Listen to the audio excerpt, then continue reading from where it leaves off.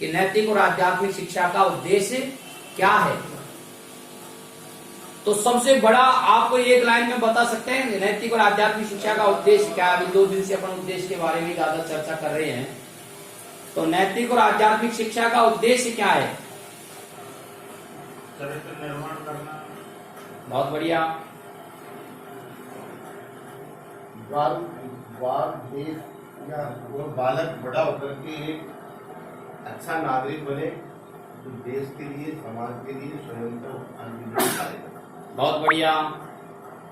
अब क्या है, आप जो कुछ बोल रहे हो ना वो अनुभव के आधार पर बोल रहे हो, तो बता देंगे। अनुभवी इतना हो जाता है कि कितने आटे में कितना नमक डलेगा उसको कोई तोड़ने की जरूरत नहीं होती। अपना भी ऐसे शिक्षा के क्षेत्र में इतना अनुभव हो गया कि ठीक है, जो पूछेंगे कहीं इधर उधर से लगा। मैं बात कर रहा हूं इन 2 दिनों में जो चर्चा की है उसमें से आपने क्या बात महत्वपूर्ण रूप से पकड़ी जो नैतिक शिक्षा के उद्देश्य में सम्मिलित कर सकते हैं?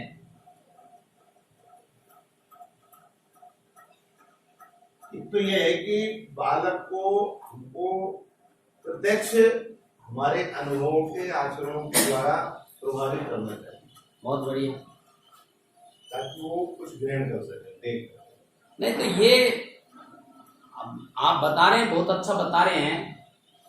हाँ, बालक में मानवीय गुणों का विकास, मानवीय गुणों का विकास करने के लिए ही नैतिक और आध्यात्मिक शिक्षा पढ़ाई जाती है। बीजारोपण कहाँ से हुआ इस बात का मतलब, इसकी मैंने बताया था उस समय भी, आप ध्यान नहीं कर पा रहे हैं। उद्देश्य को निर्धारित करने के लिए 3 बातें थी नीचे: आवश्यकता, स्वरूप, धर्म और नैतिकता। तो उद्देश्य तय किया आवश्यकता के कारण। तो आवश्यकता क्या थी? देश जब आजाद हुआ तो हमने विदेशी शिक्षा प्रणाली को ज्यों के त्यों स्वीकार कर लिया। दोषपूर्ण शिक्षा प्रणाली, और वो जो विदेशी शिक्षा प्रणाली थी उसके कारण से किस प्रकार के बालकों का चरित्र निर्माण हो रहा था, किस प्रकार की संस्थाएं खत्म हो गई थी। तो वहां आवश्यकता महसूस हुई। आवश्यकता जैसे महसूस तो उसका स्वरूप निर्धारित किया गया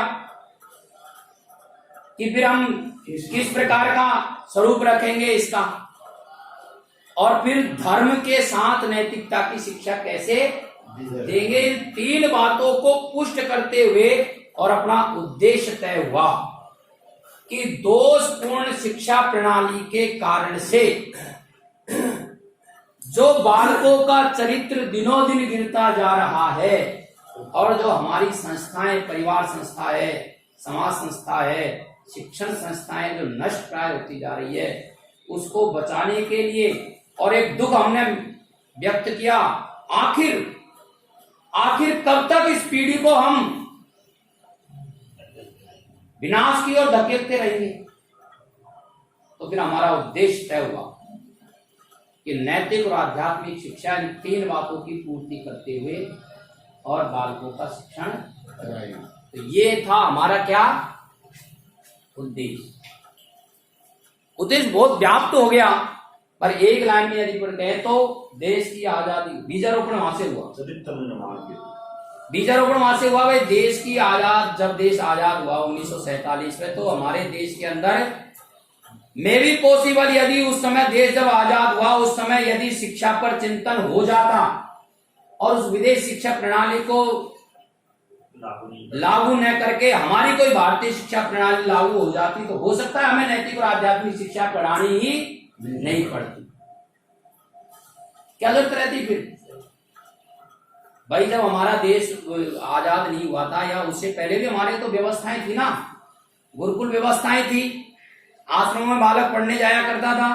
तो उस समय कौन सी विद्या भारती के आधारभूत विषय चलते थे? जरूरत ही नहीं थी। आश्रमों में सारे आधारभूत विषय चलते थे, शारीरिक भी होता था, योग भी होता था, संगीत भी होता था, संस्कृत भी सिखाई जाती थी, वेद पढ़ाए जाते थे, और उसके साथ साथ नैतिक शिक्षा और चरित्र निर्माण किया जाता था बालकों का। तो उसमें जरूरत ही नहीं थी आधारभूत विषय पढ़ाने की। अपन को आवश्यकता कब महसूस हुई?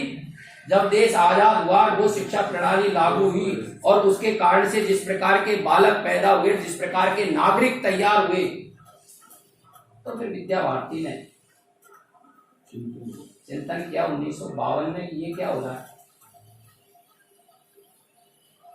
47 के बाद 52 में चिंतन हुआ, ये क्या हो रहा है, ये जो कहां चला जाएगा ये देश।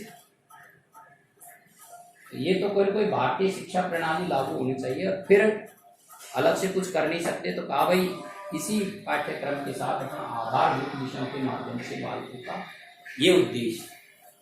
तो सबसे पहले क्या उद्देश्य तय होता है, और उसके बाद में उद्देश्य की पूर्ति के लिए पाठ्यक्रम तय होता है। इस उद्देश्य की पूर्ति के लिए कोई पाठ्यक्रम तो निर्धारित करना ही पड़ेगा। आखिर हम क्या करेंगे, तो इसको ध्यान में रख करके विद्या भारती का ये नैतिक और आध्यात्मिक शिक्षा का पाठ्यक्रम भी तय हुआ। और फिर इस पाठ्यक्रम जब तय हो जाता है, फिर होता है मूल्यांकन। अब देखो, फिर वही बात आती है, आप यहां से जाने के बाद आपसे पूछे क्या पढ़ा आपने वह 5 दिन, तो हमारा यहाँ 5 दिन आना, हमारे मेरा भी तभी सार्थक है जब आप खड़े होकर के या बैठे बैठे या जैसे भी आप बता सको वैसा 5 दिनों में ये महत्वपूर्ण बात थी, ये हमने वहां गए। ये चीज अब अपने मानस पटल पर आनी चाहिए। तो अपन उद्देश्य की चर्चा कर चुके हैं, पाठ्यक्रम की चर्चा करना शेष है हमारा। उससे पहले हमने कहा कि इस पाठ्यक्रम को पढ़ने की विधियां क्या तय की जाए। पाठ्यक्रम तो हम पढ़ेंगे, पर उस पाठ्यक्रम को पढ़ने की क्या विधियां तय की जाए। तो पाठ्यक्रम को पढ़ने की हर विषय के अनुसार अलग अलग विधियां हैं। उन विधियों में से यहाँ नैतिक और आध्यात्मिक शिक्षा का जो पाठ्यक्रम है वो इन 2 विधियों के माध्यम से और बालकों तक पहुंचाया जाएगा। उसमें से है, एक है प्रत्यक्ष विधि और एक है अप्रत्यक्ष। तो प्रत्यक्ष विधि में कुछ आधारभूत बातें हैं। क्या है कि बालक जन्म से ही अनुकरणशील होता है, जैसा देखता है, जैसा सुनता है, वैसा ही वो अनुकरण करता है। और सीखने की यह सबसे सशक्त विधि है। देख करके जो सीखता है, करके जो सीखता है, पहले देखता है फिर करता है, तो इसमें कोई गैप नहीं रहता, कोई भ्रम नहीं रहता है, किसी प्रकार का कोई संशय इसमें नहीं रहता है। इसलिए इसको प्रत्यक्ष विधि को सीखने की सबसे सशक्त विधि बताया, सर्वोत्तम विधि है। देख करके और करके सीख। लेकिन इसके लिए क्या करना पड़ेगा, तो बताया है कि बालक विद्यार्थी जीवन में सर्वाधिक किसके संपर्क में रहता है, शिक्षक के संपर्क में। विद्यार्थी जीवन में सबसे ज्यादा, अब कक्षा मान लो 6 वर्ष का बालक भी और कक्षा 10 तक पढ़ते पढ़ते हुए 16-17 वर्ष का हो जाता, तो यानी 10-11 वर्ष जो उसके जीवन के निर्माण का समय है, जब उसके ढलने का समय है, सबसे ज्यादा किसके संपर्क में रहता है, वो शिक्षक के संपर्क में रहता है। और उसके जीवन को सबसे ज्यादा कोई प्रभावित करता है तो शिक्षक ही करता है। इसलिए अतः ये बात तय की गई। क्या बात तय की गई, शिक्षक का जीवन नैतिक गुणों से परिपूर्ण होना चाहिए, तभी तो वो बालक को दे सकता है। वह जिन गुणों को बालक के जीवन में चाहता है, उन गुणों को पहले अपने जीवन में अपनाएगा। इसी को क्या कहेंगे, इसी का नाम है प्रत्यक्ष विधि। और इसके उदाहरण है, गांधी जी ने अपना स्वयं के जीवन के बारे में कहा, ये इसका उदाहरण है कि मेरे जीवन में जहां कहीं बदलाव आया या मेरा जीवन सबसे ज्यादा प्रभावित हुआ, तो मैंने राजा हरिश्चंद्र का जो नाटक देखा था और श्रवण कुमार का जो नाटक देखा था, इन 2 नाटकों से गांधी जी ने स्वयं ने कहा कि मेरे जीवन में सर्वाधिक परिवर्तन आया। मैंने सत्यता राजा हरिश्चंद्र के नाटक को देख करके ही अपने जीवन में। तो जब बालक किसी चीज को अभिनय के माध्यम से देखता है या प्रत्यक्ष रूप से देखता है, तो ऐसे हमारा जीवन वो जब देखता है ना, अभी किसी विद्यालय का उदाहरण था, सीकर जिले का ही था, 1-1.5 वर्ष पहले, कोरोना काल से पहले की बात है। तो एक आचार्य जी का देवसान कुछ ऐसे हो गया, लक्ष्मणगढ़ वाले, सही है ना ये बात? कोरोना से नहीं, कार्य क्यों हुआ होगा, पर पूर्व छात्रों ने उसमें किया ना सहयोग मिलकर के। तो ये भाव अब वो तो पढ़ करके निकल गए थे बालक, उनके मन में कैसे जागृत हुआ। तो ये सब चीजें जो है ये आती हैं अपनी प्रत्यक्ष। तो सबसे पहले यदि अपन को बालक को नैतिक और आध्यात्मिक दृष्टि से और अच्छा करना है तो क्या करना पड़ेगा, स्वयं को जैसा हम चाहते हैं बालक वैसा स्वयं को बनना पड़ेगा। वो गुण अपने अंदर स्वयं को अपन को देख करके वो सीखेगा। अब ये बात वही है अपनी, तो क्या सिखाना चाहते हैं अपन बालक को, तो जैसे इन्होंने बताया भाई मानवीय जीवन मूल्य अपन बालक के गढ़े उतारना चाहते हैं, चरित्र निर्माण की कुछ गुण उसके अंदर उतारना चाहते हैं, सद्व्यवहार के गुण कुछ उसके अंदर उतारना चाहते हैं। तो वो सब चीजें उनको नाम देंगे तो क्या होगा, वही है, बड़ों की सेवा करना है, दूसरों की सेवा करना है, पक्षियों को पानी पिलाना है, समय पर आना है, समय पर जाना है, अनुशासन जिसका नाम है। तो ऐसे ही तो कुछ अपन विकसित करना चाहते हैं उसके अंदर। तो एक बालक हमारा था दीपक बिहानी, तो वो किसी सिलेक्शन हुआ, उसका मेरी बात हुई उससे, मैंने कहा और क्या हो गया गुरु जी, सब बढ़िया है, पर आपकी हिंदी से मैं जबरदस्त प्रभावित हूँ। तो मैंने उदाहरण बता कैसे प्रभावित है। हमारे ऑफिस में सब अंग्रेजी में हस्ताक्षर करते हैं, मैं आज भी मेरे हस्ताक्षर हिंदी में करता हूँ। मेरे कहने वाली ये अपने किस गुण से बालक क्या ग्रहण कर ले, आपको हमको पता नहीं रहता है। कई बार अपन उसको बोला समझ करके या क्या समझता है ये सोच करके और छोड़ देते होंगे, ऐसा नहीं है। सर्वाधिक यदि अपन को कोई देखता है तो वो बालक, वो बारीकी से देखता है। जितने भी गुरुजी होते हैं बालकों ने सारे गुरुजियों के नाम रखे हुए होते हैं।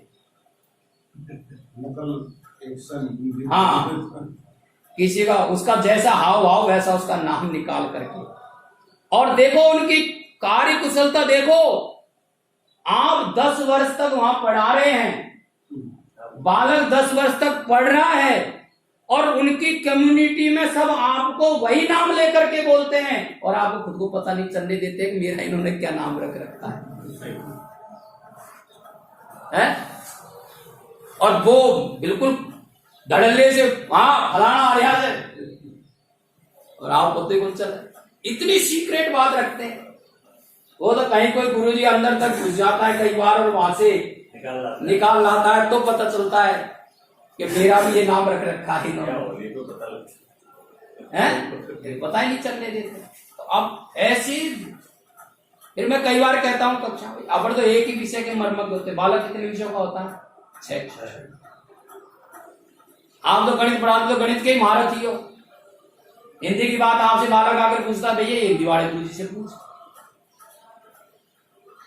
पर जिस उम्र में वो पढ़ रहा है 8 वर्ष का, 7 वर्ष का, 10 वर्ष का, 15, 6 विषयों का ज्ञाता है। आप उससे हिंदी में पूछो, गणित में पूछो, विज्ञान पूछो, अंग्रेजी पूछो, 6 विषय में पूछो आप उससे। ये सबसे बढ़िया है कि अपना अपने जीवन को इस प्रकार का बनाए कि बालक अपने जीवन से सीखे। अटल बिहारी वाजपेयी कहा करते थे कि मेरा जीवन खुली किताब, कोई भी पढ़ो और सीखो।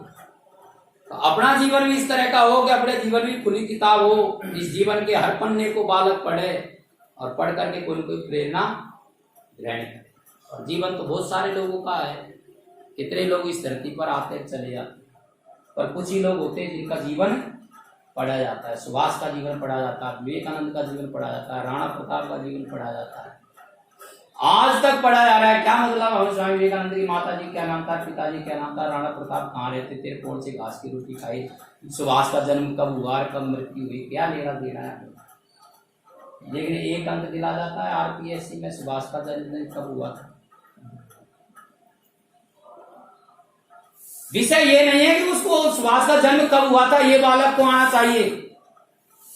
विषय यह है कि बालक सुभाष का जीवन पढ़ना चाहिए। तो यानी सुभाष का जीवन, आजाद का जीवन, झांसी रानी का जीवन, राणा प्रताप का जीवन इस प्रकार का रहा है कि आज भी लोग उससे प्रेरणा प्राप्त कर सकते हैं। तो अपना अंदाजा लगा सकते हो उन्होंने उन परिस्थितियों में अपना जीवन किस प्रकार का बनाया होगा। तो आज भी उनको पता था कि आज के बाद ऐसा युग आएगा। आज भी वो जीवन ऐसे ही लगता है जैसे मान लो उनको आज ही पता हो कि ऐसा युग आएगा और उसमें इस प्रकार की आवश्यकता पड़ेगी, इसलिए 4 बात आपने पहले ही कर सको अपना जीवन। लेकिन हर एंगल पर उन्होंने अपने जीवन को इस तरह से तराशा। बालक का इसको ही कहेंगे क्या अपन प्रत्यक्ष। और दूसरी विधि क्या है? अप्रत्यक्ष विधि। इसमें क्या करना पड़ेगा अपन को? जब बालक विभिन्न प्रकार के वातावरण से सीखता है तो उसे कहते हैं अप्रत्यक्ष विधि। यानी जहां बालक रह रहा है, ये थोड़ी कठिन है। बालक समाज में रहता है, मित्रों के साथ, परिवार में रहता है और विद्यालय में। तो आपको 3 जगह का वातावरण इस तरह का बनाना पड़ेगा। प्रत्यक्ष विधि में आपको अपना ही जीवन बालक के सामने रखना है, फिर कहीं भी रहे हो। लेकिन यहां अपन को वातावरण 3 स्थानों पर बदलनी पड़ेगी। वातावरण का परिवार का वातावरण भी उसी तरह का बनाना पड़ेगा, समाज का वातावरण उसी प्रकार का बनाना पड़ेगा, फिर विद्यालय का वातावरण का। अपने हाथ में कौन सी संस्था है? अपने हाथ में तो शिक्षण संस्था है। तो अप्रत्यक्ष विधि यानी क्या? विभिन्न प्रकार के वातावरण में बालक को सिखाना। ये कौन सी विधि है? अप्रत्यक्ष। तो इस अप्रत्यक्ष विधि के कुछ उदाहरण अपन ने देखे थे। एक तो क्या है? प्रवचन। एक क्या है? गीत, कहानी, कथा, अभिनय।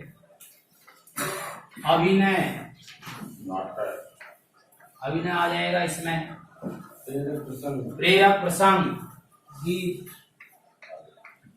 आ गया, पर्यटन, जीवन चरित्र, शिविर, जीवनिया।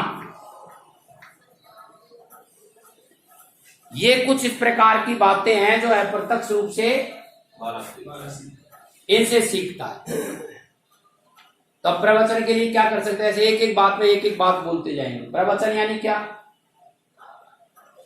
अच्छी बातों का बालकों के साथ में संवाद करवाना। अब इसके लिए कोई बात है, वो तो इसमें ही प्रत्यक्ष विधि सहायक होगी। उस प्रकार का ही अपन को पुरुष उसके सामने ला करके बैठाना पड़ेगा। प्रवचन के लिए आप केले बेचने वाले को लिया है, तो प्रवचन दे देना हमारे विद्यालय में, तो कितना उसको समझा पाए। भाई प्रवचन के लिए भी उसी प्रकार का जीवन चरित्र अपन को ढूंढ के लाना पड़ेगा। जो बात अपन बालक को बताना चाह रहे हैं इसको देख करके उसी के व्यक्ति उसका काम करे। लेकिन प्रवचन देने वाले का जीवन भी उस प्रकार का होना चाहिए कि वो दे रहा है वो वैसा उसका जीवन है कि नहीं है। तो अपन को ये बात ध्यान में करनी पड़ेगी। दूसरी बात है गीत। गीत के द्वारा उसके भाव के द्वारा अच्छे भाव जगा सकते हैं। हाँ, गीतों का चयन करना पड़ेगा ना अपन को।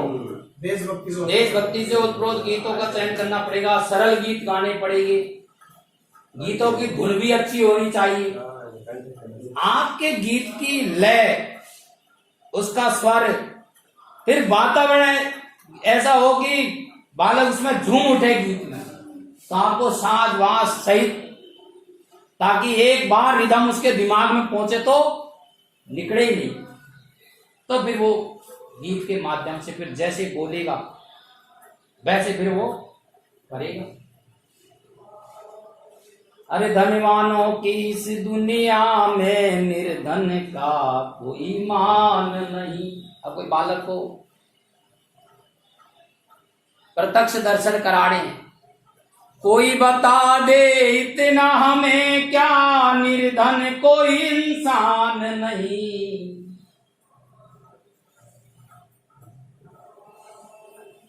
अब ये अपन ने गीत गाया है, हमको अपने भारत की माटी से अनुपम प्यार है।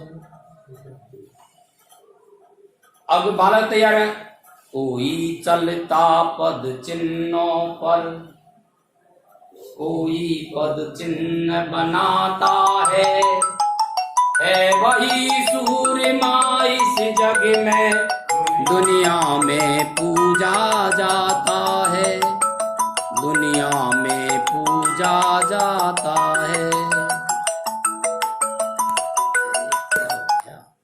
देता संघर्षों को न्योता है। अब ये जब पढ़ता है तो अरे छोटी मोटी आपसे घबराना नहीं है मुझे तो जीवन ही संघर्ष में जीना है। तो फिर वो छोटी मोटी कोई आफत आ जाएगी तो उसके कोई फर्क नहीं पड़ेगा। देता संघर्षों को न्योता, मानवता के हित में जग में, होकर से करता दूर सदा जो भी बाधा आती मग। इस प्रकार के, अब कहने में तो छोटी सी बात है, गीतों के माध्यम से करेंगे, पर उस प्रकार के गीतों का चयन करना, फिर उनको सही भाव में बालक के सामने गाना प्रस्तुत करना। फिर अपने सामने एक समस्या है, व्यावहारिक कठिनाई है ये। वंदना में गीत होता है, फिर हो गया, उसके बाद दिन भर में कोई कालांश में उस गीत की चर्चा नहीं होती। तो बालक ज्यादा कर्म कांड है, ये 40 मिनट का मामला है केवल। 40 मिनट बाद में ये पर्दा हट जाता है, फिर दूसरा पर्दा आ जाता है। इस महीने में जो गीत चल रहा है या आज जो प्रेरक प्रसंग, उसकी दिन में 1-2 बार जब हर आदमी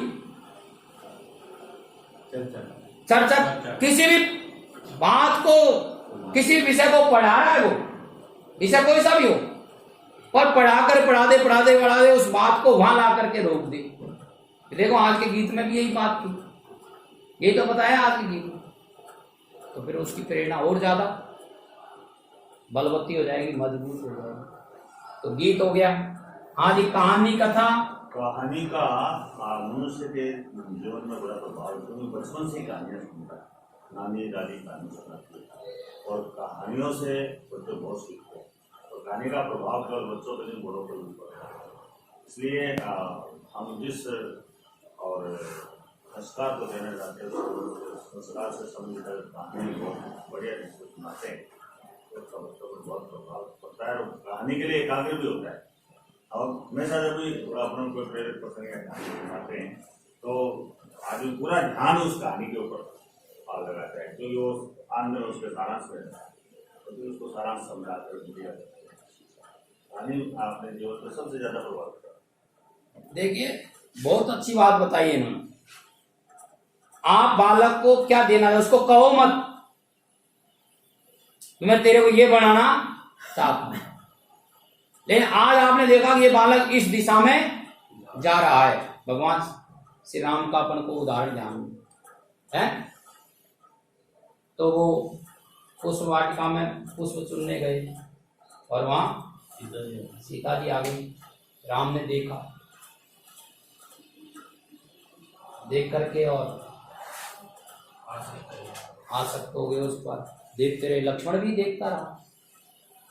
लक्ष्मण राम की तरफ देख रहे थे कि आज इनको क्या हुआ, और राम जी सीता की तरफ देख रहे थे। सीता जी जैसे इस राम जी का ध्यान उधर से हटा, तो सबसे पहले उन्होंने लक्ष्मण जी की तरफ देखा, किसी ने तो नहीं देख लिया कहीं, देखो। तो जैसे ही लक्ष्मण जी की तरफ देखा, तुरंत आंखें मिल गई।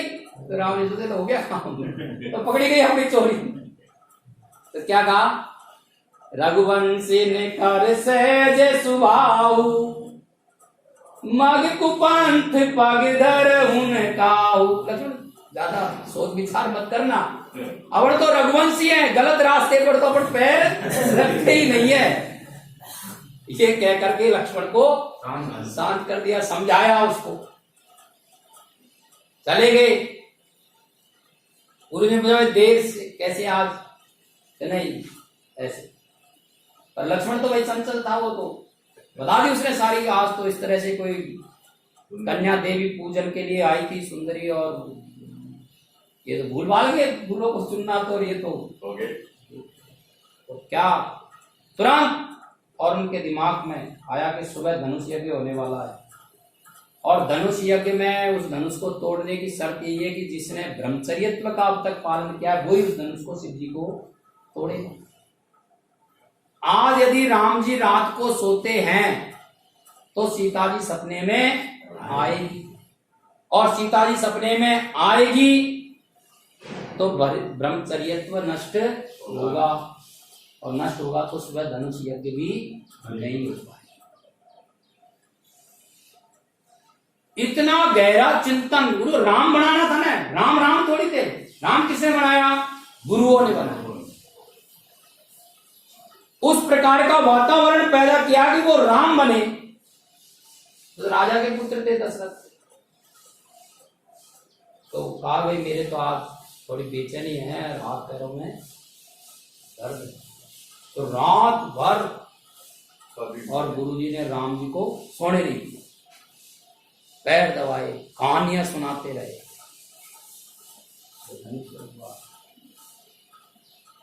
विजय श्री मिली। विषय वो नहीं है, विषय ये है कि हमारी दृष्टि इतनी बालक पर रहेगी कि मुझे इसको क्या बनाना है, तो हम उसका निर्माण कर पाएंगे। और पता ही नहीं रहता ये किधर जा रहा है, किधर आ रहा है, क्या करना है।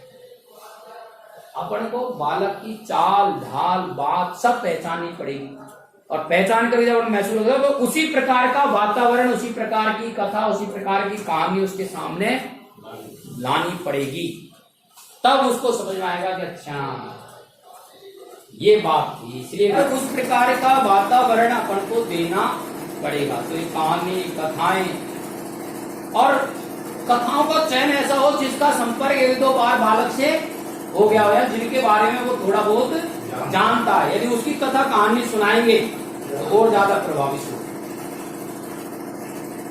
नहीं तो कई बार क्या है, कहानी ऐसी हो जाती है, लोग बोलते ये तो भगवान थे यार, इनको तो करना ही था ऐसा, अपन से कोई हो तो नहीं सकता है। लेकिन कोई नजदीकी व्यक्ति की कहानी सुना देते कि देखो उसको तो आप जानते हो, हाँ जानते हो, उसने ये किया। इसलिए पहले अपने विद्यालयों में खोया पाया विभाग चलाते थे, सूची रखते थे, किन किन बालकों ने क्या क्या कृतित्व किया उनका वर्णन करते, तो फिर बालकों को ये देखो ये भी आपकी कक्षा का विद्यार्थी है और इसने इस प्रकार का काम किया, तो बालक को तुरंत समझ में आता था।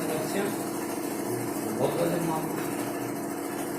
हाँ जी, अभिनय नया करके सिखाना, जैसे नाटक, हाँ, जिज्ञासु प्रवृत्ति हो बच्चा वैसे सीखे, वैसे गुणों को अपनाने की कोशिश करे। हाँ, रात को मैंने उस पिक्चर में देखा था, तो टीचर के पैर नहीं था, तो पर उसने पढ़ाने की कला बना रखी थी, अभिनय था। नहीं करना हो तो सीखे बच्चा जिज्ञासु।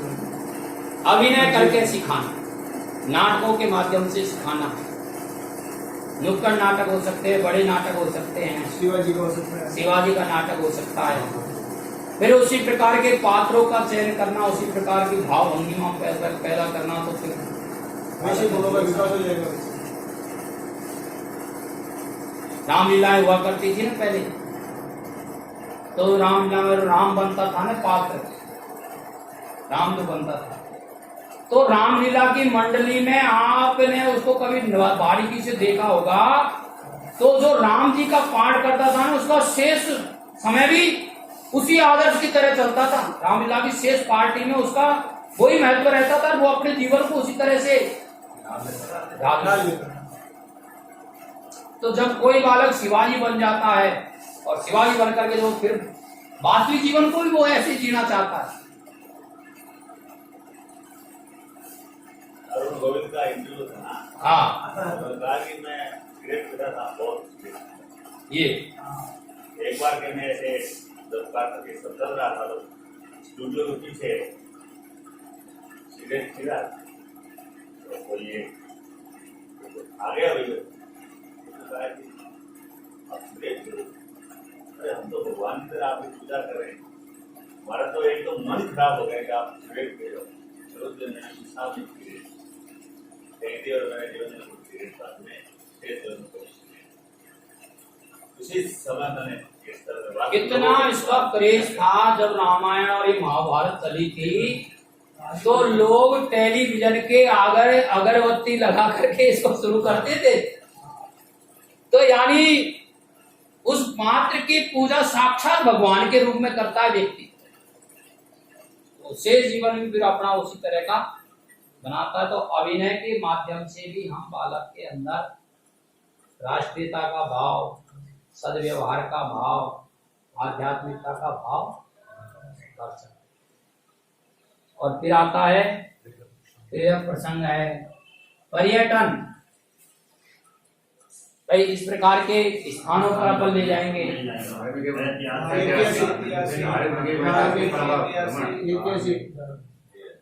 जहाँ देख करके ही, और ऐसे भी लोग हुए थे, जैसा देखे कल वैसा हो जाए मन। देखते हैं तो ऐसे ऐसे तो दृश्य है कि वो भाला ही इतना है कि बालक आज कल्पना करेगा इतने इस भाले को वो प्रहार करते थे क्या है। जुतियां हैं उनकी, जो जुतियों को ये जुतियां हैं क्या उनकी। तो इस प्रकार के पर्यटन स्थलों पर ले जाकर के भी हम उसके जीवन को बदल सकते हैं। ऐसे शिविर आयोजित करना,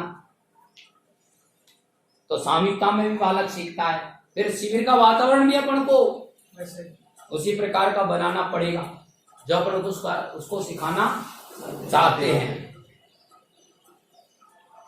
और फिर जीवनियां हैं महापुरुषों, या एक बात इसमें और जोड़ सकते हैं, पठन,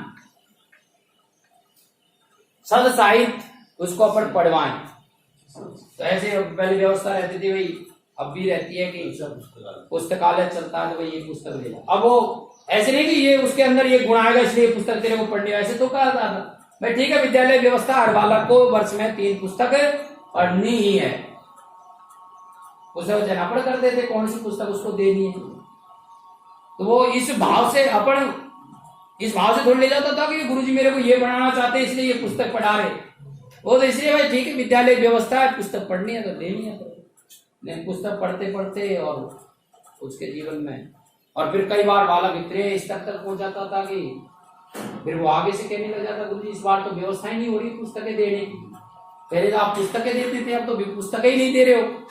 बालक खुद ही कह देता कि उसकी रुचि बढ़ जाती। तो ये कुछ व्यवस्थाएं हैं, कुछ वातावरण है जिनके माध्यम से हम बालक का कर सकते हैं निर्माण। इसमें से 3 पर विशेष जो अपन कर सकते हैं, गीत, कहानी, अभिनय। अब इन्होंने प्रेरक प्रसंग कहा तो प्रेरक, ये ऐसी 4 बातें बिल्कुल ऐसी मोस्ट इंपोर्टेंट है जिनके माध्यम से हम कर सकते हैं। तो गांधी जी ने स्वयं का उदाहरण दिया, भाई श्रवण कुमार का नाटक और राधा हरिश्चंद्र का नाटक देख करके मेरा जीवन धन्य हो गया, बदल गया। तो विद्यालय के वातावरण में कहानी कार्यक्रमों के प्रभाव से हम बालकों के अंदर ये सद्गुणों का विकास कर सकते हैं। और ऐसे करने से अपन को विद्यालय में इस प्रकार का वातावरण बनाना पड़ेगा। तो वातावरण कहाँ कहाँ बना सकते हैं अपन, तो उसमें तो एक तो है विद्यालय भवन।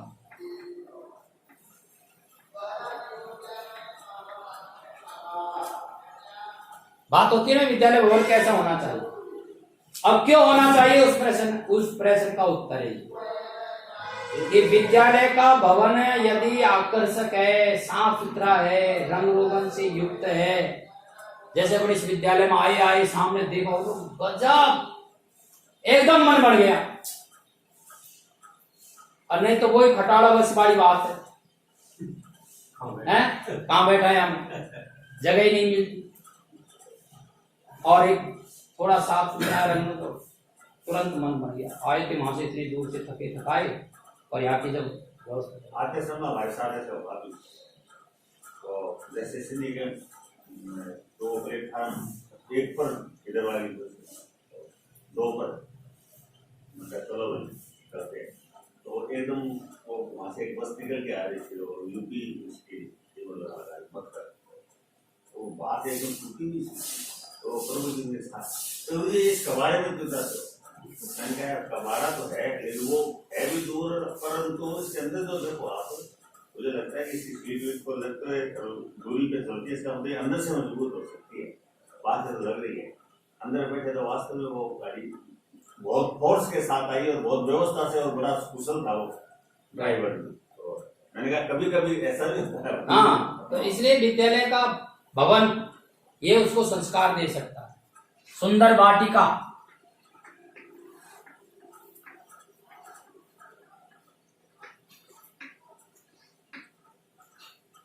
पुस्तकालय, ये वातावरण देने के केंद्रों के नाम लिख रहे हैं हम। वाचनालय,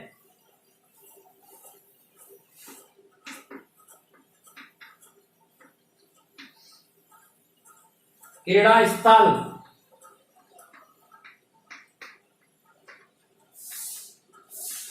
क्रीड़ा सामग्री, और एक उन्होंने भाई साहब ने बताया है वंदना सभा या वंदना स्थल, प्रार्थना सभा या प्रार्थना स्थल। ये कुछ ऐसे स्थान है जहां अपन अच्छा वातावरण देकर के बालकों के अंदर सद्गुणों का विकास कर सकते। कोटेशन लिखे जा सकते हैं। हाँ, बहुत अच्छी बात है। सद्विचार, ध्येय वाक्य।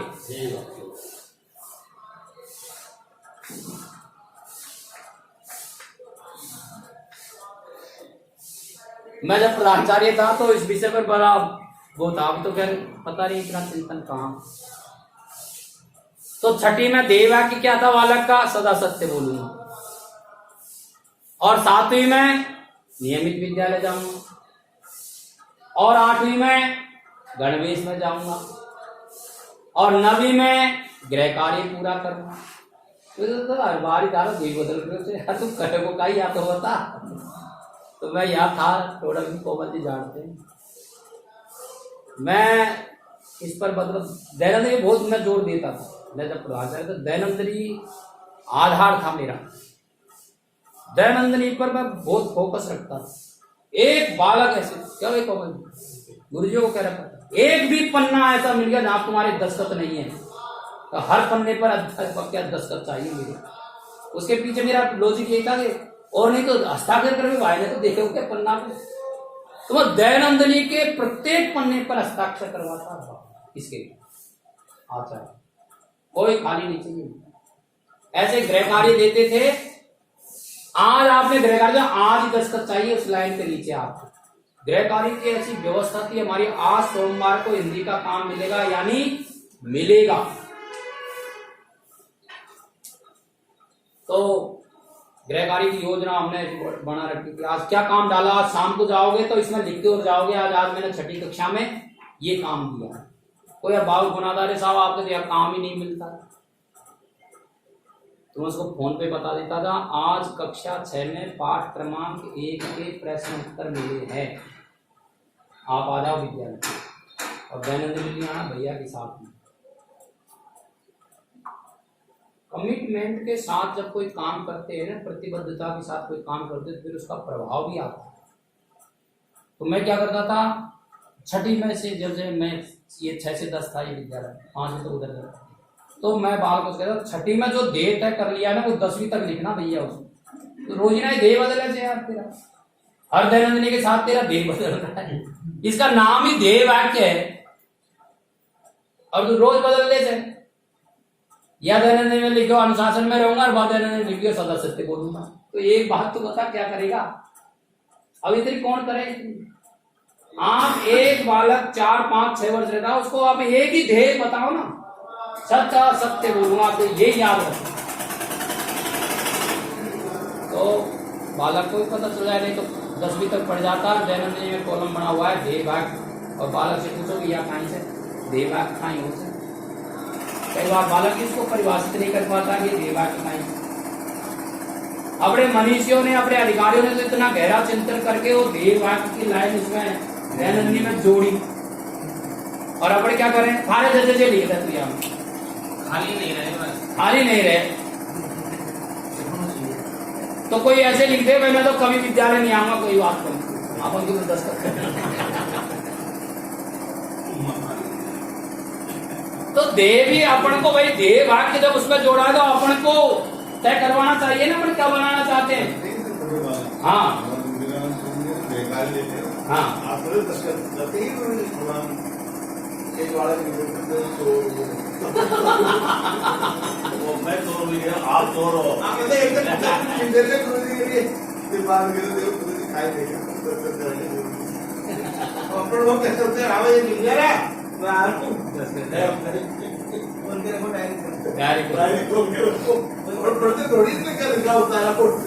अच्छा वो भी कई बार बालक भी इतने तेजवीर, कुछ इतने समझदार भी होते हैं कि वो अपन को सिखाना चाहते हैं। कई बार बालक अपन को भी सिखाना चाहता है कि तुम क्या कर रहे हो, जैसे हरे कृष्ण। तो वो उसके मन में कोई ऐसा भाव नहीं है, पर वो ये इंगित करना चाहता है कि प्रधानाचार्य जी ने या विद्यालय ने ये व्यवस्था दे दी कि दस्तखत करो तो जाओ, पढ़ो तो सही। तो कई बार बालक अपन को सिखाना चाहता है, और बहुत कुछ बालक बहुत इंटेलिजेंट हो। मैं हिंदी पढ़ाता था, मुझे अब गलतियां होती है अपन, तो एक बालक वैसा इतना इंटेलिजेंट, वो क्या करता है, ऐसे तो नहीं कहता आपने गलत लिख दिया, वो कहता गुरुजी इसको ऐसे भी लिखा जा सकता है क्या। तो उसने टेक्निक इतनी अच्छी थी, जैसे कोई शब्द गलत लिखा जाता था या कोई उदाहरण गलत दे देते थे, तो वो तरीके से गुरुजी इसका ये उदाहरण भी हो सकता है क्या। तो ध्यान एकदम केंद्रित होता है, आपका गलत था, आप भैया दे सकते हैं, ये सही है भैया, इसको गलत करो, और ये भैया ने जो बताया ये भी। तो ध्येय वाक्यों के माध्यम से भी, और उसमें तो बताइए विद्यालय का परिसर कैसा हो, इधर से शुरू करेंगे। साफ सुथरा, हाँ कपड़ों से युक्त, ये वाक्यों से विद्यालय का लक्ष्य, अब इसका कोई वो नहीं है। हाँ क्या अब इसको मतलब पंक्तियों में नहीं बांध सकते अपन, इसका केवल एक ही है कि अपन क्या चाहते हैं। तो मुख्य रूप से 3 बातें याद रखो। मेरा विद्यालय का भवन राष्ट्रीयता की कोई बात बालक को सिखा रहा है क्या, यानी जिससे बालक राष्ट्रीयता की बात सीख सके, ऐसी कोई बात मेरे विद्यालय में है। चाहे आप उसको कलर उसका ऐसा करवा दो उसमें तिरंगा होता है, तो देख करके बालक अच्छा ये मेरे झंडे का कलर, मेरे राष्ट्रीय ध्वज का कलर नहीं, उसमें राष्ट्रीय प्रतीकों के चिन्ह आप जगह जगह बनवा दो भाई, ध्वज है, शंख है, मोर है, उन्हीं को अच्छा ये हमारा राष्ट्र पशु है, ये हमारा राष्ट्रीय पक्षी है, ये हमारा राष्ट्रीय ध्वज है। यानी राष्ट्रीयता की बातें बालक सीख रहा है क्या मेरे विद्यालय से। फिर दूसरा क्या है, सद्व्यवहार। तो सद्व्यवहार की कोई 4 बातें अपने विद्यालय के वातावरण से उसको सीखने को मिल रही है क्या। तो परिवेश पंक्ति से खोलने का कोई स्थान है, स्वच्छता है, सफाई है? अपन ने वृक्ष लगा रखे हैं, पौधे लगा रखे हैं, तो उनकी सार संभाल है, उनमें कोई पानी देने की व्यवस्था है। तो ऐसी कोई बात सीख रहा है क्या सद्व्यवहार की। कोई परिंदे लगा रखे हैं और कुछ कर रखा है, तुलसी का पौधा डाल रखा है, तो ऐसे कुछ है क्या जिससे बालक, और जब आते हैं, आने का समय होता है, गुरु जी हमारे दरवाजे पर ही खड़े हैं, कई विद्यालय करते हैं ये व्यवस्था। 9 बजे से विद्यालय शुरू होता है, तो ड्यूटी लगा देता, हम भी लगाते थे, सुबह शाम दोनों समय ड्यूटी रहती थी। शाम को बस टाइम हमारे 5 बसे थी उस समय, तो 5 टंकार लगते थे। टन तो पहले टंकार कौन खुल जाएगा, वो दरवाजे पर खड़ा होगा जा करके, फिर पहली टंकार के बालक निकल जाएंगे, तब फिर वो अपनी कक्षा में आएगा, फिर दोबारा दूसरी बस आएगी। ऐसे ट्रेन की तरह बसें आती थी वहां से, तो गैप रखते थे 2-3 मिनट का, पहली बस के बालक बैठ रहे।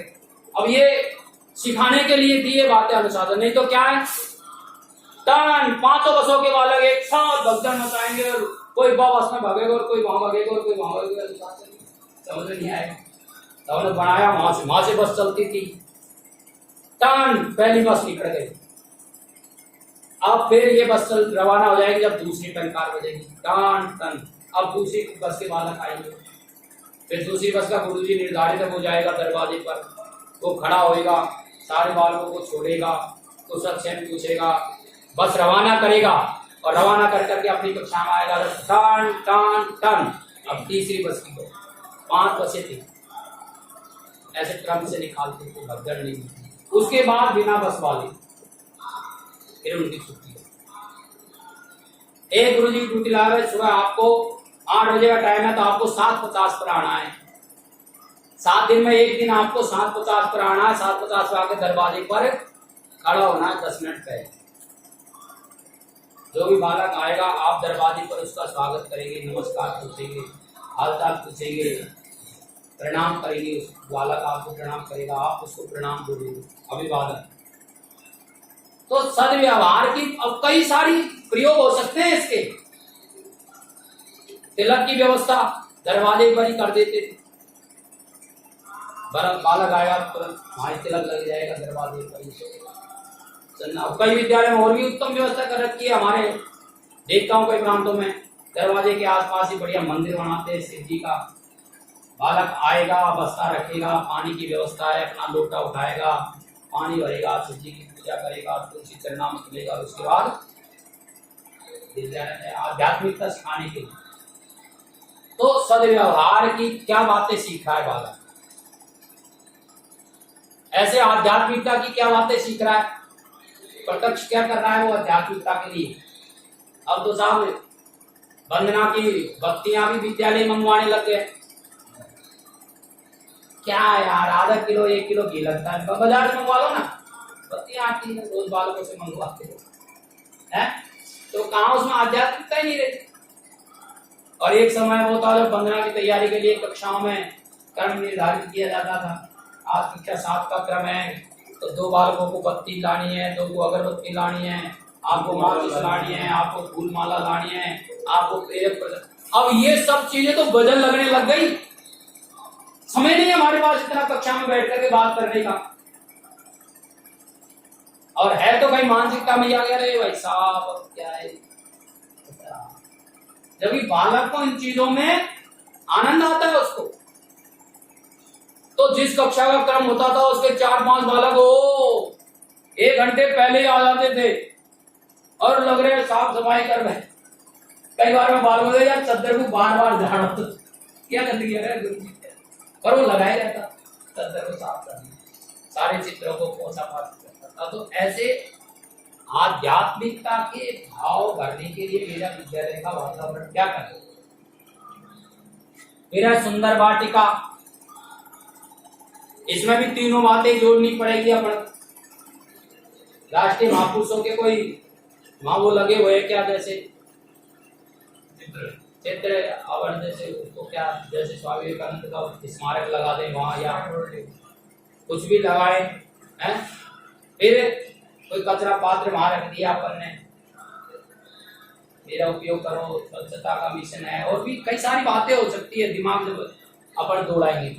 ऐसे ही पुस्तकालय, लेकिन अपने नैतिक और आध्यात्मिक शिक्षा का जो पाठ्यक्रम है वो 3 विषयों पर आधारित है, राष्ट्रीयता, सद्व्यवहार और आध्यात्म।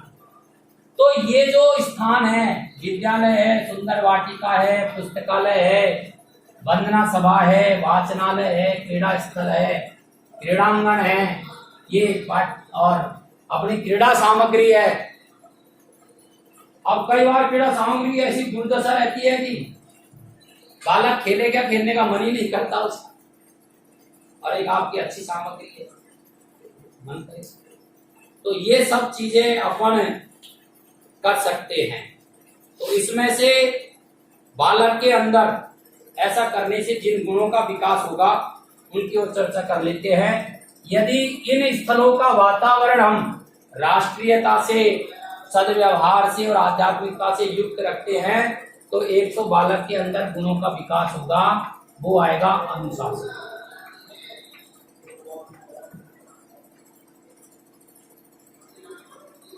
यदि आपके विद्यालय का भवन बिल्कुल साफ सुथरा है तो बालक उसमें गंदगी नहीं करेगा, ऑटोमेटिक अनुशासन आ जाएगा उसमें।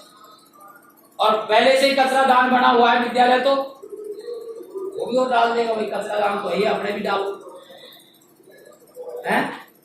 मैं पलसाना गया तो भाई साहब जाकर देखो वो विद्यालय का पर्दा धूल धान मैदान और बालकों ये मैं देखा सुबह उस भैया को कहकर वो विद्यालय के भवन के सामने की जैसी आए ऐसी वो बरामदे के बाहर की जो मेहंदियां लगी हुई है, सुबह साफ करा, शाम तक तो कागजों से भर जाती थी, ये पूरी जमीन नहीं दिखती थी, आड़ बाड़ के डाल हो गया क्या। तो मैं सुबह भाई रहते थे अपन को करना ही, तो बालक आते हैं ना सुबह चकाचक रखता हूँ पूरी गैलरी साफ, और बनना के बाद सबको कल से खड़ा कर देता। हाँ भैया गैलरी देख लो एक बार, आप 2-4 दिन तो पहले समझने में लगा 10-5 महीना, 10-5 दिन तो महीना 2 महीना तो यहाँ गुजारा। फिर मैं क्या वंदना में जैसे वंदना पूरी होती है तो सारे बालक गैलरी के सामने खड़ा कर देते। जब आप गैलरी देख लो पहले, फिर आप कह रहे शाम तक मुझको ये ऐसी ही चाहिए, देख लो आप। ऑटोमेटिक धीरे धीरे करके बालकों में देखो अंबार लग जाता आगे।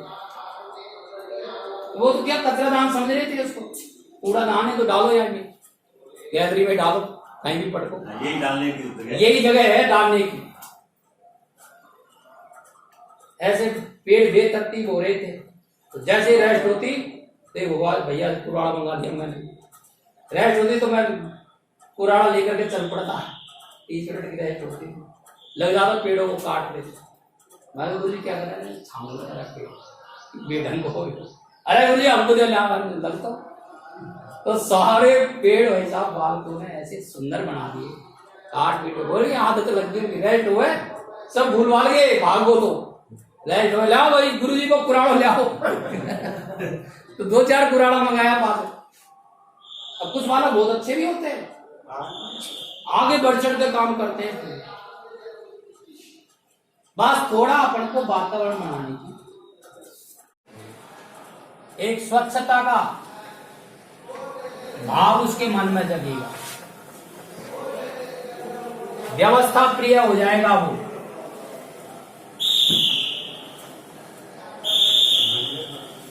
हाँ, सौंदर्य युक्त जीवन बनेगा।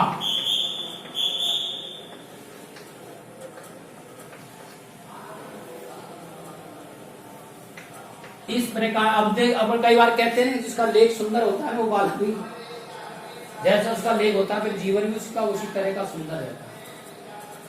तो ऐसे सौंदर्य से युक्त उसका जीवन, साफ सफाई सब उसके जीवन में भी परिलक्षित होगी।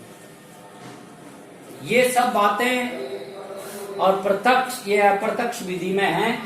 अगले कालांश में हम चर्चा करेंगे हमारी वंदना, इन सब में से ये सब ऐसे बहुत चर्चा के विषय, जैसे विद्यालय का भवन, सुंदर वाटिका, एक एक पर एक एक कालांश है, लेकिन अपना जो इन सब में से एक विषय अपन जो चुनेंगे वो है हमारी वंदना।